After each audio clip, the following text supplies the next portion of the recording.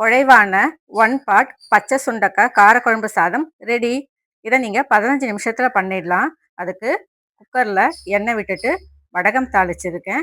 அதோட கீறுன பச்சை மிளகாய் போட்டிருக்கேன். நீளமாக கட் பண்ண வெங்காயத்தை கட் பண்ணி அதையும் போட்டுட்டு நல்லா வதக்கிட்டு அதோட தக்காளியை கட் பண்ணி சேர்த்துருக்கேன்.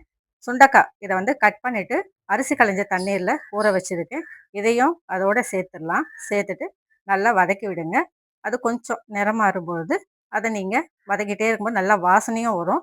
அந்த வாசனை வர ஸ்டேஜில் மஞ்சள் பொடி, வீட்டில் அரைச்ச மிளகாய் பொடி, அதோட கல்லுப்பு இதையும் சேர்த்து 1 டம்ளர் புளி கரைச்ச தண்ணி, அதோட அதே டம்ளரில் தண்ணியும் மெஷர் பண்ணியிருக்கேன். இந்த டம்ளர் எல்லாமே ஒரே அளவாக யூஸ் பண்ணுங்கள். அரிசி நீங்கள் எதில் அளக்குறீங்களோ அதுலேயே நீங்கள் போட்டுக்கணும்.